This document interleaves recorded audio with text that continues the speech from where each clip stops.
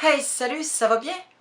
Hey, ça fait super longtemps qu'on s'est pas parlé, ça fait longtemps que j'ai pas fait de vlog comme ça. Ça fait longtemps qu'on s'est pas vu, ça va? Les études, la famille. Ceux qui comprendront, comprendront. Pour ceux qui ne le savent pas, j'ai Instagram. Ça fait même assez longtemps que j'ai Instagram, Real Massy, allez vous abonner. Voilà, c'est tout pour cette vidéo. Non, pour vrai, ça fait un assez long moment que j'ai Instagram et au fil du temps, au fil des années, j'ai pu comprendre, découvrir et trouver certaines choses drôles à propos de ce réseau. Dans cette vidéo, nous allons justement développer et exploiter différentes choses que je trouve drôles à propos de ce réseau social. Let's begin. Les gens qui veulent respecter leur thème sur Instagram. Respecter son thème Instagram, c'est toujours garder le même flow sur son compte. C'est-à-dire que toutes les publications sont uniformes, homogènes. Ça donne un compte qui est beau. Non mais pour vrai, ça leur tient plus à cœur qu'une religion. Une fois j'ai demandé à une fille qui est du genre à respecter son thème Instagram. Ah, la photo est vraiment nice, tu pourrais la mettre sur Instagram? C'est tombé une bonne idée. Écoute, je vais y repenser. Je vais peut-être essayer de mettre un filtre ce soir puis voir si je vais la mettre.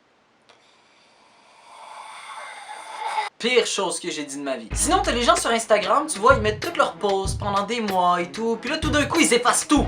Direct, ils jettent dans la poubelle. Moi, personnellement, j'ai jamais compris ça. Tu bâtis tout un compte Instagram, voilà, t'as mis de l'effort, t'as mis des posts, tu sais, il y avait des moments dans ta vie que t'avais mis, baf, tu jettes ça à la poubelle.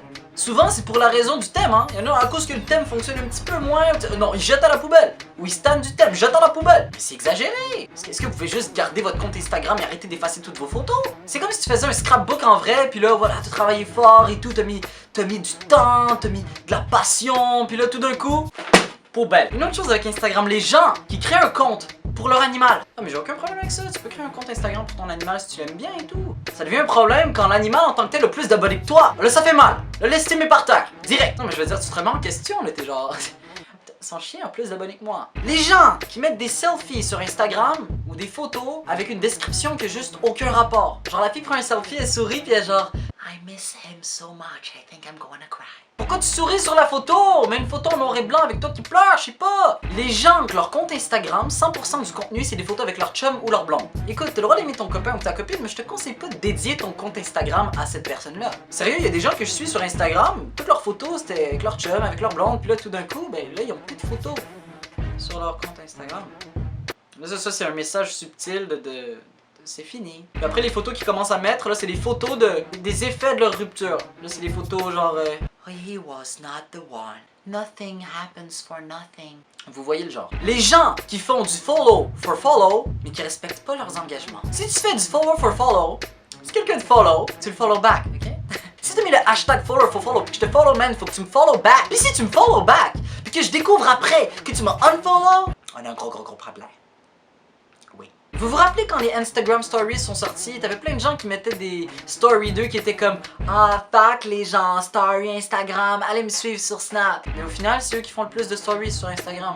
Je vous le jure. Genre, faut savoir se décider des fois, là. Est-ce que t'aimes ça, les Instagram Stories, ou t'es aimes pas, là? T'arrêtes de chilling? Une autre chose que je trouve assez spéciale et drôle sur Instagram, c'est les gens qui... Ces personnes-là, c'est des artistes, hein. C'est des gens très profonds, c'est des gens avec une subjectivité émotionnelle assez impressionnante. C'est des artistes, les personnes, ok? Ils lisent un livre, là ils font comme ah, cet extrait est magnifique. Ils prennent une photo de la page puis ils la mettent sur leur compte Instagram. Mais ces gens-là sont vraiment passionnés de leur lecture. Moi, si je trouve un livre qui...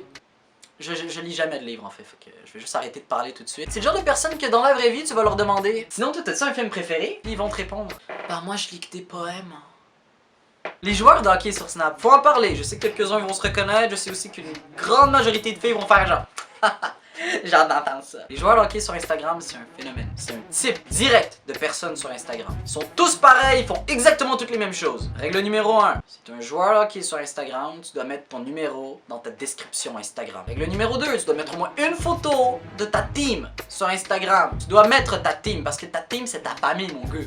Gameface. De manière générale, ton contenu sur Instagram doit être dédié au hockey. Mais quand c'est l'été, tu te poses de hockey, paye-toi un voyage à Cuba, prends une photo de ta flow sur la plage. Les gens qui mettent le hashtag vegan dans leur description Instagram, t'as le droit. Moi personnellement, j'ai absolument rien contre ce régime alimentaire. T'as le droit d'avoir tes convictions, t'as le droit d'avoir tout ce qui te plaît.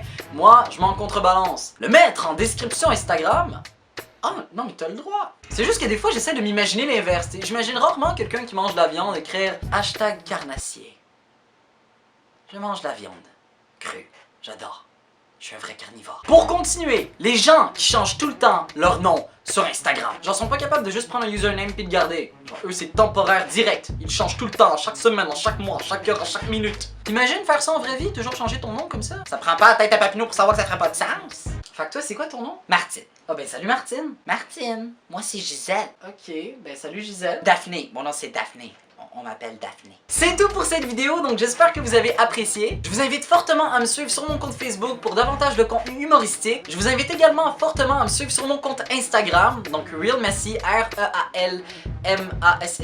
Mon compte est absolument dégueulasse, c'est-à-dire que j'ai pas de thème du tout. J'espère que vous allez apprécier quand même. Fait que c'est ça, allez me suivre. Puis sinon, je tiens à vous souhaiter une merveilleuse année. 2017 va être awesome, ça va être big. Let's make it big, man. Come on, man. What's up, man? Soyez heureux. Ciao.